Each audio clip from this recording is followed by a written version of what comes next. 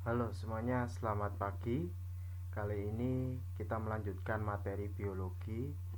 Sekarang kita akan membahas topik yaitu teori evolusi dan petunjuk evolusi. Ya. Apa yang Anda ketahui mengenai evolusi? Untuk menjawab pertanyaan berikut, mari kita melihat terlebih dahulu teori-teori evolusi yang pernah tercetuskan oleh para ilmuwan kita. Pencetus teori evolusi. Di sini ada Sir Charles Lyell. Ia merupakan ahli geologi Skotlandia yang menyatakan bahwa permukaan bumi terbentuk melalui proses bertahap dalam jangka waktu yang lama. Kemudian ada Thomas Robert Malthus. Ia merupakan ahli ekonomi Inggris yang menyatakan bahwa tidak ada keseimbangan antara penduduk dan bahan makanan. Yang ketiga ada George Cuvier. Ia menyatakan bahwa pada setiap masa diciptakan makhluk hidup yang berbeda. Teorinya disebut sebagai teori katastropisme.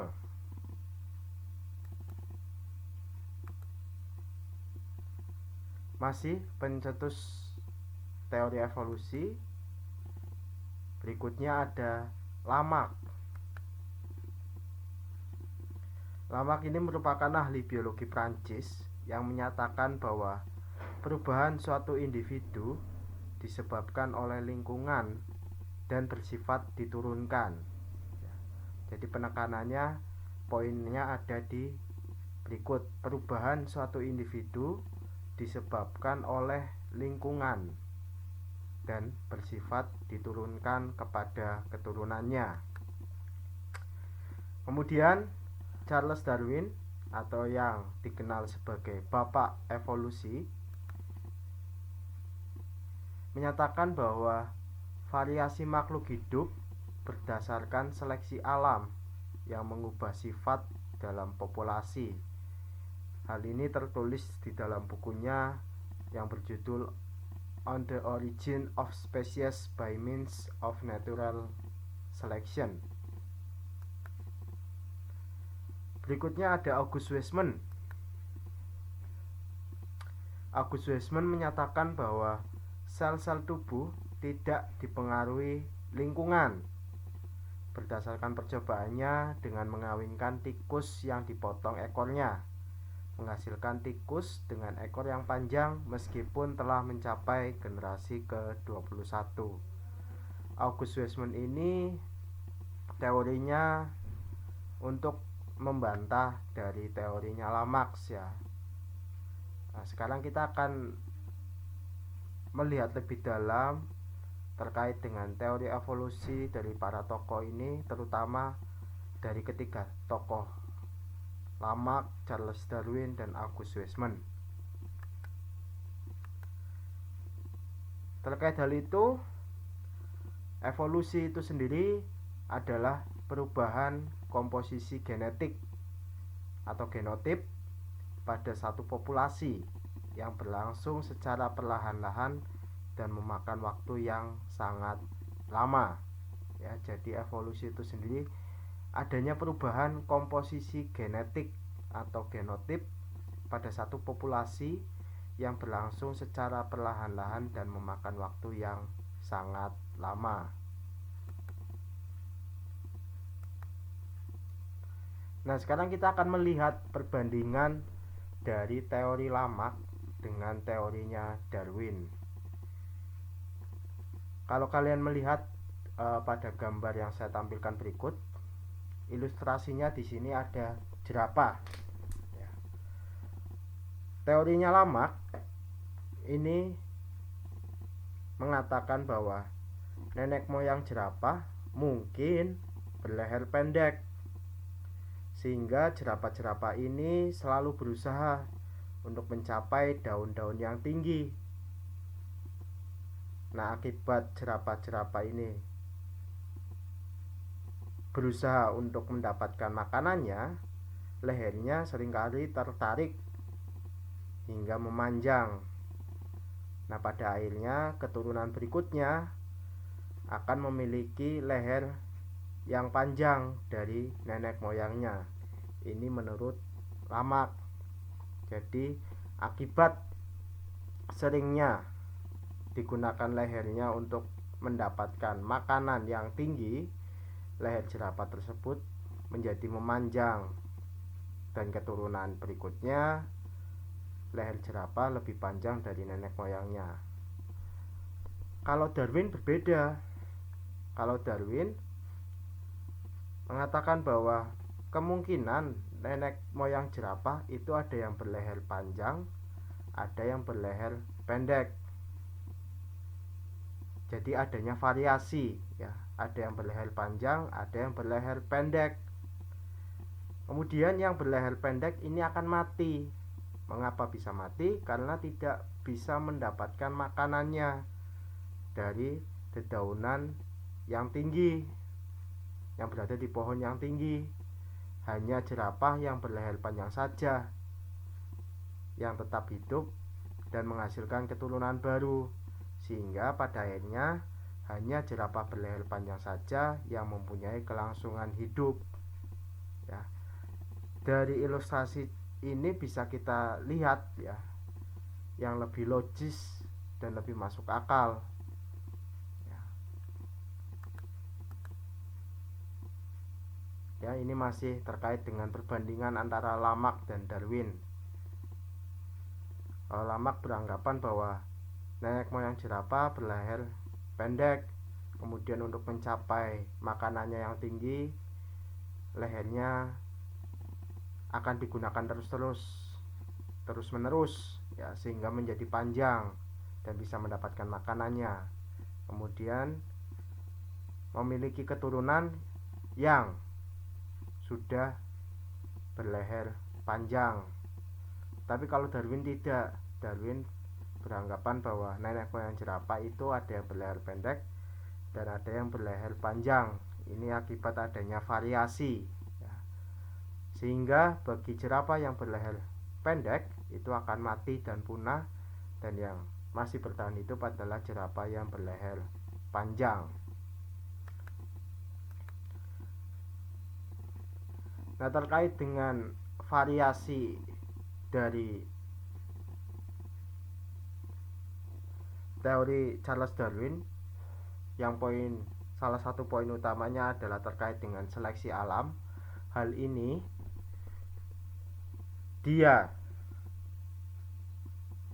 simpulkan dari hasil observasi ketika dia melakukan perjalanan keliling dunia dengan kapal HMS Beagle, ya. Ketika dia berkunjung ke Kepulauan Galapagos dan Selandia Baru, dia melihat dan mengamati adanya burung finch yang paruhnya berbeda-beda, ya.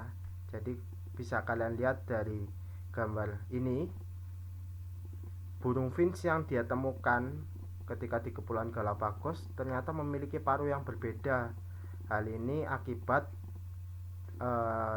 dari jenis makanannya, ya. Jenis makanannya pun berbeda sehingga menyebabkan paruhnya beradaptasi, ya, menyebabkan burung itu beradaptasi sehingga membentuk paruh yang berbeda-beda disesuaikan dengan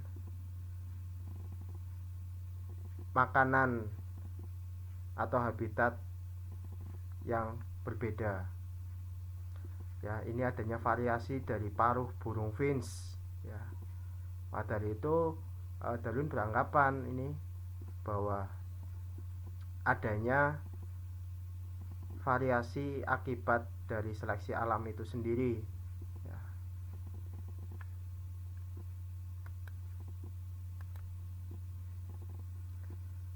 Nah, kemudian untuk percobaan Weismann dalam hal untuk membantah dari teorinya Lamarck, Weismann melakukan percobaan pada seekor tikus, ya. Ada tikus betina dan tikus jantan.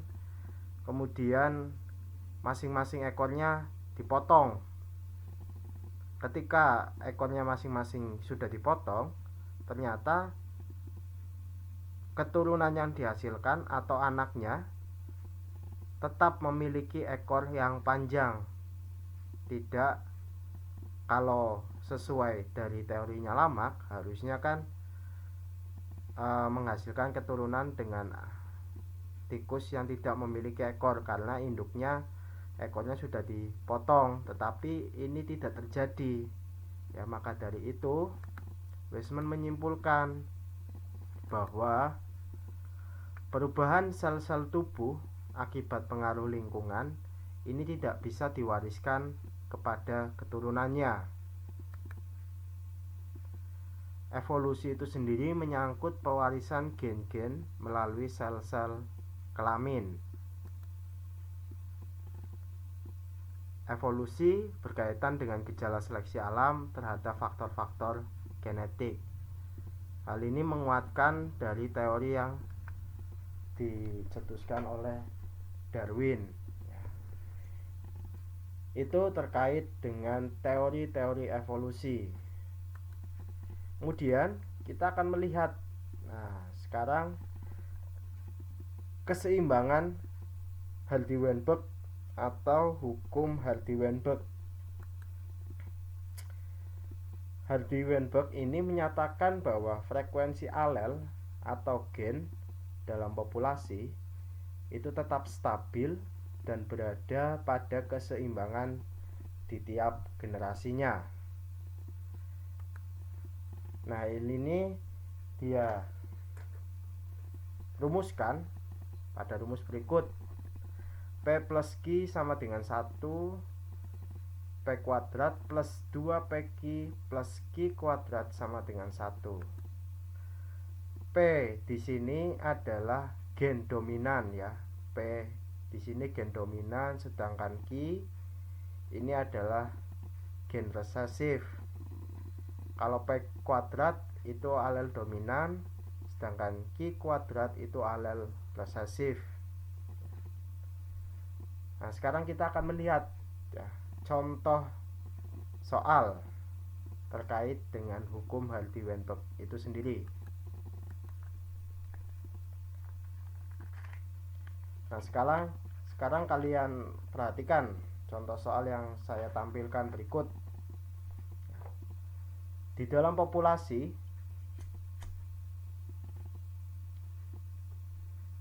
didapatkan 16% orang tidak dapat merasakan pahitnya kertas PTC. Maka perbandingan genotip alel T besar T besar, T besar T kecil, T kecil T kecil adalah berapa? Nah, kita diminta untuk menghitung perbandingan genotip.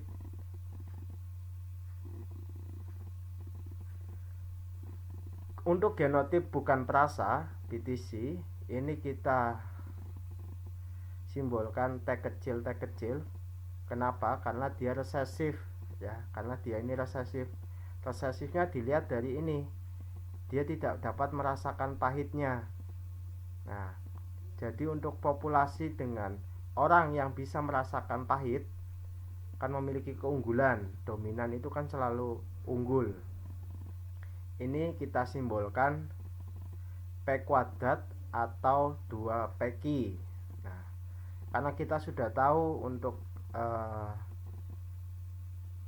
angka persentase dari alel resesif, kita harus mencari dulu gen resesifnya, yaitu nilai Q ya.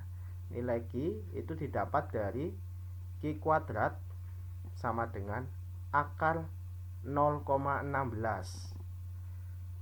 Angka 0,16 ini didapatkan dari 16/100 ya. 16/100. Jadi 0,16. Akar dari 0,16 berapa? Dihasilkan 0,4. Nah, di sini kita sudah menemukan nilai Q. Sampai di sini sudah mengerti? Nah, setelah kita tahu nilai Q-nya 0,4, kita masukkan untuk mencari nilai P. Berarti P nya sama dengan 1 min Q atau 1 min 0,4 sama dengan 0,6. Nah, sekarang kita sudah tahu nilai P dan nilai Q 0,6 dan 0,4. Nah, angka tersebut kita masukkan ke rumus yang tadi, yaitu untuk menghitung frekuensi genotipnya. P kuadrat plus 2PQ plus Q kuadrat. 0,6 kuadrat plus 2 dalam kurung 0,6 ini harusnya dikali ya, bukan ditambah. 0,6 dikali 0,4 dalam kurung tambah 0,4 kuadrat, dihasilkan angka sebesar 0,36 plus 0,48 plus 0,16. Nah, dari angka ini kita hanya tahu genotip dari T besar T besar, T besar T kecil, T kecil T kecil. Ini ada 36 banding 48 berbanding 16.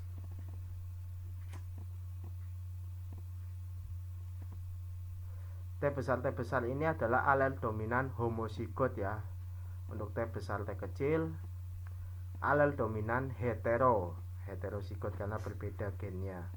Sedangkan T kecil ini alel resesif homozigot ya. Nah, ini merupakan contoh soal hukum Hardy-Weinberg. Nah, kemudian untuk supaya hukum Hardy-Weinberg itu berlaku, ternyata ada syarat-syarat yang harus terpenuhi. Yang pertama, jumlah populasinya harus besar. Yang kedua, terjadi perkawinan yang acak. Yang ketiga, tidak adanya mutasi. Yang keempat, tidak ada seleksi. Dan yang kelima, tidak ada migrasi. Nah, ini merupakan syarat supaya hukum Hardy-Weinberg itu berlaku. Jadi, jika hukum Hardy-Weinberg atau kelima syarat ini terpenuhi, maka evolusi tidak terjadi. Tetapi sebaliknya, jika syarat hukum Hardy-Weinberg ini tidak terpenuhi atau hanya 3 syarat saja, tapi ada terjadi seleksi, ada terjadi migrasi, maka hukum Hardy-Weinberg itu tidak berlaku dan evolusi bisa terjadi. Itu ya. Jadi saya ulangi lagi. Jika hukum Hardy-Weinberg itu terjadi, maka evolusi tidak bisa terjadi. Tetapi jika hukum Hardy-Weinberg tidak terjadi, maka evolusi bisa terjadi ya. Jadi jangan sampai salah konsep ya itu. Nah, kita sekarang akan melihat faktor-faktor yang mempengaruhi evolusi itu sendiri. Yang pertama, adanya perkawinan tidak acak. Artinya frekuensi alel yang membawa sifat yang lebih disukai ini akan menjadi semakin besar dalam suatu populasi. Jadi nanti untuk alel-alel yang tidak menguntungkan atau yang merugikan, ya dia akan punah ya, karena tidak memiliki keturunan pada populasinya jika terjadi perkawinan tidak acak. Kemudian ada migrasi. Di sini yang dimaksud adalah individu yang masuk ke dalam populasi ini akan membawa alel yang berpotensi menjadi alel baru, sedangkan individu yang keluar dia akan berpisah, alelnya akan keluar. Dan ketika ada individu masuk ke dalam suatu populasi atau individu yang berbeda masuk ke dalam populasi tersebut, dia akan membawa alel yang berpotensi menjadi alel baru, sehingga bisa menyebabkan adanya variasi dari di dalam populasi itu sendiri. Kemudian yang ketiga, mutasi. Mutasi ini perubahan materi genetik yang bersifat menurun. Ini juga sangat berpengaruh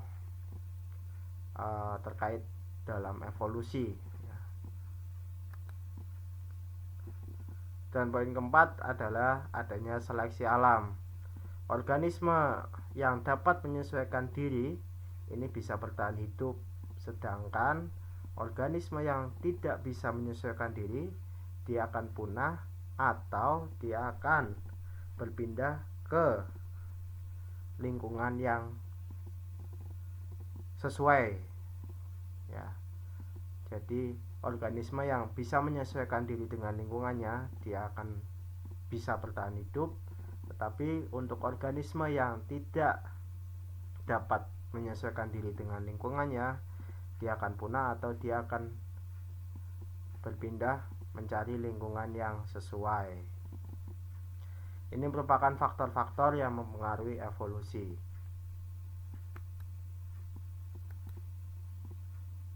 Nah, sekarang kita akan melihat petunjuk evolusi. Ya. Jadi teori-teori evolusi yang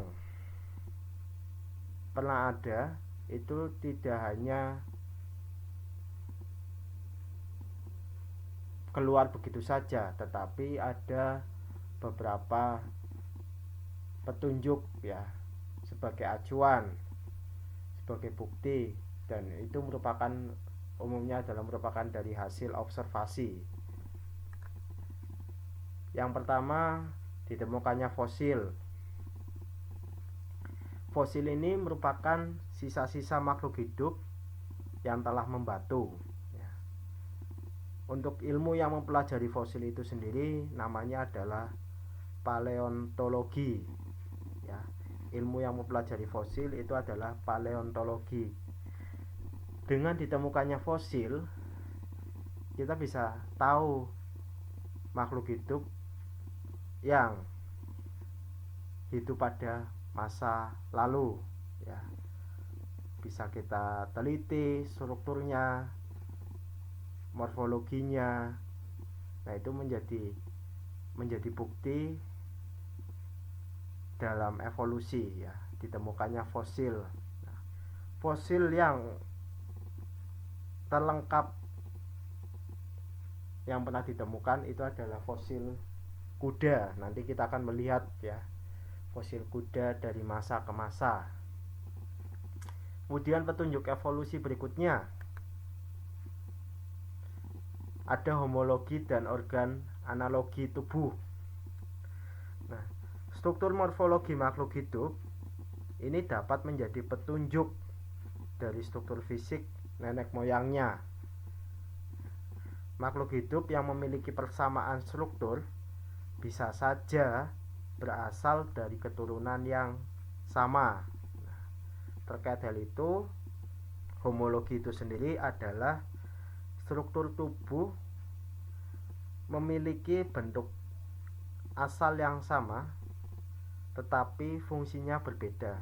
Jadi homologi itu dia memiliki struktur tubuh dari bentuk asal yang sama tetapi fungsinya berbeda. Sedangkan analogi ini kebalikannya, asal usul strukturnya berbeda tetapi memiliki fungsi yang sama. Nah, nanti kita akan lihat nih contoh dari homologi itu seperti apa dan analogi itu seperti apa. Berikutnya perbandingan embriologi ya.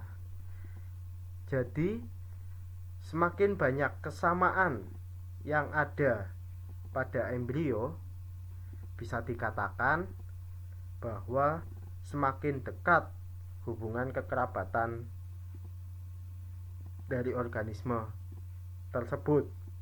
Jadi semakin banyak kesamaan yang ada pada embrio, bisa dikatakan bahwa semakin dekat hubungan kekerabatannya.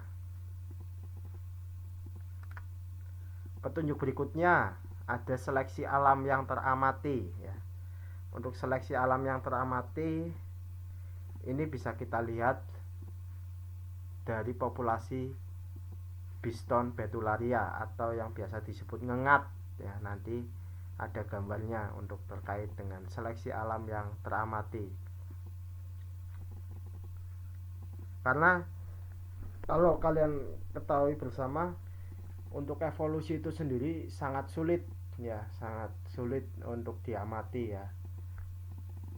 Jadi ternyata ada beberapa kasus yang khusus unik, yaitu ada yang bisa kita amati dalam waktu yang tidak lama ya, dalam waktu yang tidak lama. Contohnya itu tadi populasi Biston betularia atau ngengat ya. Kemudian petunjuk evolusi berikutnya ini ada biokimia dan genetika. Ini karena semakin majunya perkembangan teknologi ya, sekarang kita bisa mengetahui lebih detail susunan DNA dan sebagainya, penyusun organisme. Jadi biokimia dan genetika ini umumnya jika suatu individu memiliki urutan asam amino yang sama, berarti organisme tersebut mempunyai hubungan kekerabatan yang dekat ya. Umumnya jika suatu organisme memiliki urutan asam amino kode triplet ya, kalau kalian masih ingat terkait dengan sintesis protein yang sama, berarti organisme tersebut mempunyai hubungan kekerabatan yang dekat. Contoh, ada simpanse dan manusia ya. Jika dilihat dari susunan DNA-nya, ternyata memiliki lebih dari 90% DNA yang identik ya. Ya. Jadi ini sudah benar-benar diteliti oleh ilmuwan kita bahwa DNA antara simpanse dan manusia 90% lebih memiliki kemiripan DNA-nya.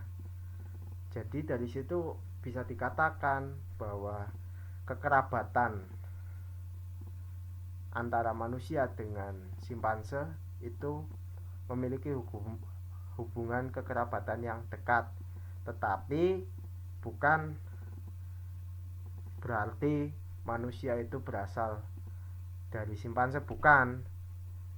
Dimungkinkan memiliki nenek moyang yang sama, berasal dari nenek moyang yang sama ya. Artinya dari contoh tersebut semakin sedikit perbedaan sequence DNA atau sequence asam amino, jadi urutan asam aminonya itu semakin sedikit waktu sejak spesies berpisah. Jadi semakin sedikit perbedaan sequence DNA-nya, semakin sedikit waktu sejak spesies tersebut berpisah satu sama lain dan berkembang menjadi individu yang berbeda. Jadi kekerabatan simpanse dan manusia itu dilihat dari sedikit waktu sejak spesies tersebut berpisah dan berkembang menjadi individu yang berbeda. Contoh lain terkait dengan biokimia dan genetika ini, ayam dan gorila itu lebih banyak perbedaan sequence DNA daripada gorila dengan orangutan ya. Itu berarti ayam dan gorila ini memiliki nenek moyang yang sama dalam waktu yang sangat lama. Jadi kalau tadi simpanse dan manusia itu memiliki nenek moyang yang sama, tetapi dalam waktu yang sedikit, tidak lama ya. Itu bisa dilihat dari sequence DNA yang ternyata memiliki kemiripan hampir lebih dari 90% ya. Petunjuk evolusi berikutnya ini perbandingan fisiologi. Umumnya dari makhluk organisme terendah ya, organisme bersel 1 hingga organisme paling tinggi yaitu kita, seperti kita manusia, itu memiliki bentuk dan susunan fisiologi organisme di dalamnya mempunyai kemiripan ya. Jadi contoh kemiripan yang dimaksud di sini adalah sintesis protein, sintesis ATP, sama-sama melakukan sintesis protein, ATP untuk membentuk energi, mengalami respirasi dan proses metabolisme. Jadi ini dilihat dari fungsi organ di dalamnya ya, fungsi yang ada di dalam organisme itu. Yang ke 7 yaitu variasi atau terakhir variasi makhluk hidup. Nah, terkait dengan variasi makhluk hidup ini dipengaruhi oleh faktor eksternal ya, faktor luar. Di antaranya suhu, makanan ya, itu contoh pengaruh faktor eksternal pada makhluk hidup ya.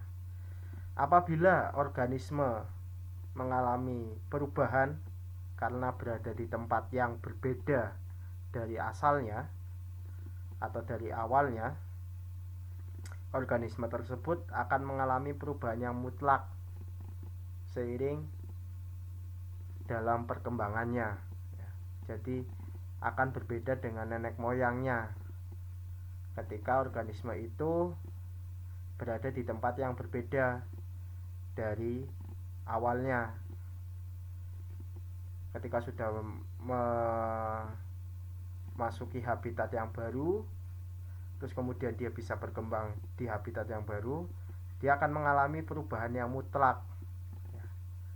Dan kemudian dia memiliki keturunan dan membentuk populasi, akhirnya akan berbeda dengan nenek moyangnya. Jadi ini merupakan poin-poin terkait petunjuk evolusi ya. Ada fosil, terus kemudian homologi dan organ analogi tubuh, perbandingan embriologi, seleksi alam yang teramati, biokimia dan genetika, perbandingan fisiologi, dan terakhir adanya variasi makhluk hidup. Nah, seperti yang sudah saya jelaskan dalam petunjuk dalam petunjuk evolusi itu sendiri, kita akan melihat contoh fosil terlengkap ya yang pernah ditemukan, yaitu fosil kuda. Fosil kuda, kalau kalian perhatikan dari gambar tersebut, ini dari kuda pada 56 juta tahun yang lalu, dinamakan Eohippus. Ini dulunya berukuran seperti kucing ya, seukuran kucing, hingga berkembang sampai saat ini ya, kuda yang kita kenal sekarang. Nah, dari fosil kuda yang ditemukan pada masa ke masa ini membuktikan bahwa ada perkembangan dan terjadinya proses evolusi itu sendiri ya, sangat jelas dari yang berukuran seperti kucing hingga seperti sekarang ya. Bisa kita lihat lebih jelas dari jumlah jarinya ya. Untuk kuda Eohippus ini memiliki 5 jari kaki, terus kemudian Mesohippus 4, Meryhippus 3, Pliohippus 2, dan Rhesus, kuda yang sekarang, memiliki 1 jari. Jadi jari kakinya di sini tereduksi ya, berkurang ya. Selain ukurannya yang bertambah besar, pada bagian jari kaki juga mengalami pengurangan ya. Ini merupakan bukti adanya evolusi dari fosil kuda yang diamati dari masa ke masa.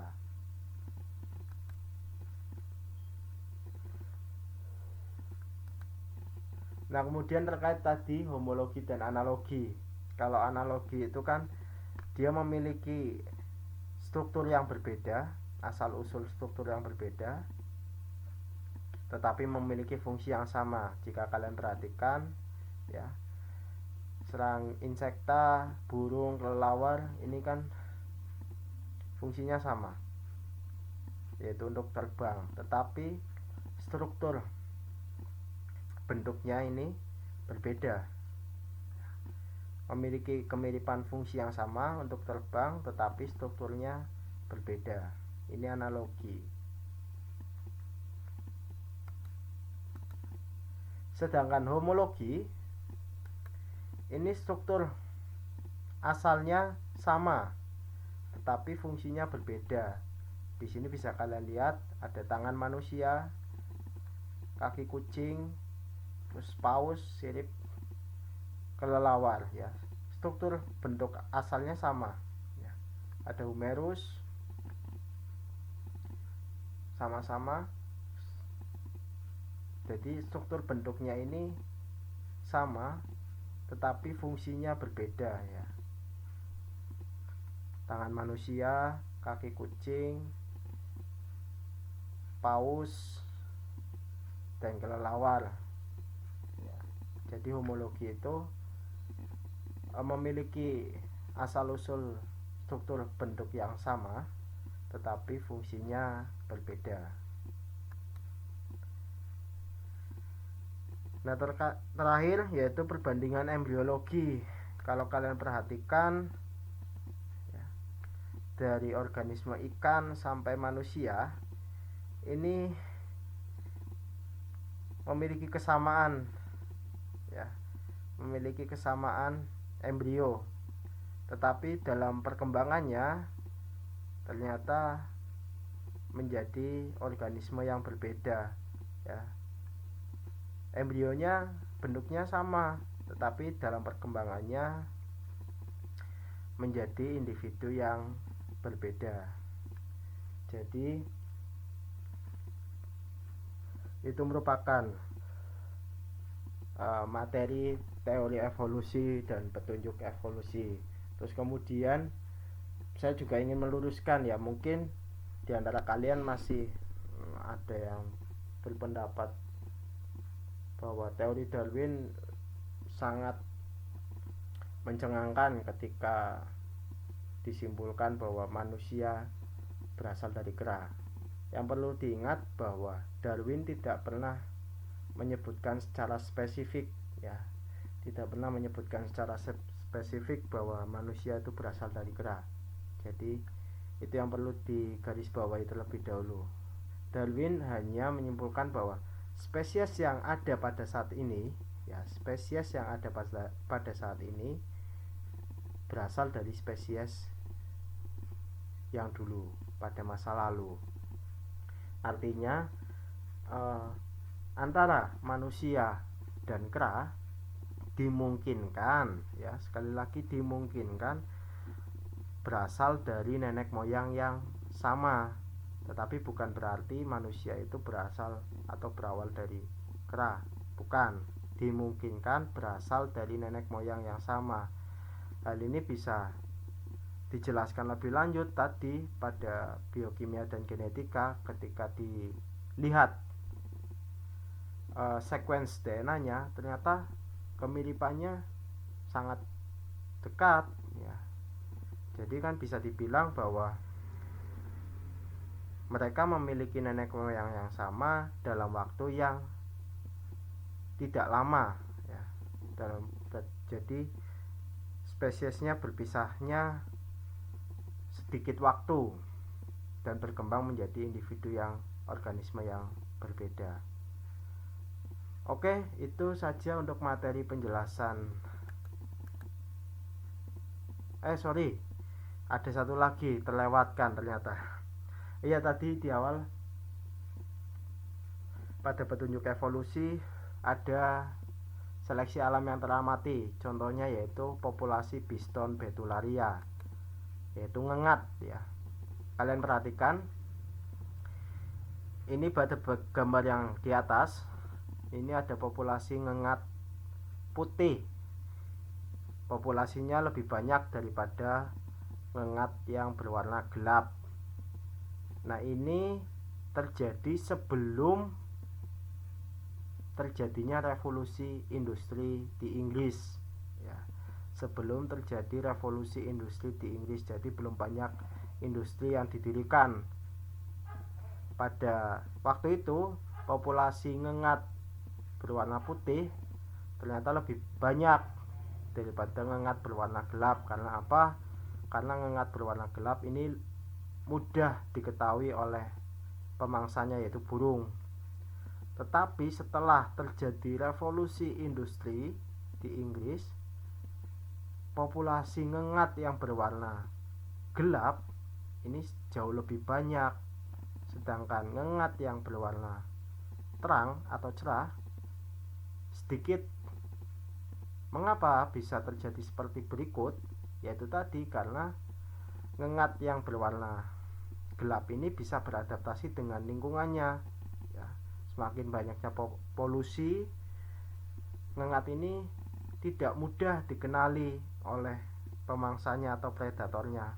Sedangkan bagi yang berwarna terang ini mudah diketahui, sehingga populasinya jauh menurun, jauh lebih sedikit. Nah, ini salah satu contoh seleksi alam yang bisa diamati dalam waktu yang tidak lama ya. Ketika sebelum revolusi industri Inggris, populasi ngengat berwarna putih lebih banyak, sedangkan setelah terjadi revolusi industri di Inggris, populasi ngengat yang berwarna gelap jauh lebih banyak daripada ngengat yang berwarna terang. Oke, demikian untuk materi pembelajaran hari ini. Silakan jika ada hal yang ingin kalian tanyakan, bisa langsung ditanyakan di dalam kolom komentar, atau jika dirasa materi yang saya sampaikan ini mudah dimengerti, silakan kalian bisa memberikan like dan selalu berdoa semoga pandemi ini bisa segera selesai dan kita bisa belajar bersama di sekolah. Tetap jaga kesehatan, terapkan selalu 3M ya. Ingat pesan ibu, memakai masker, mencuci tangan, dan menjauhi kerumunan. Baik, akhir kata, terima kasih. Selamat pagi, Tuhan memberkati.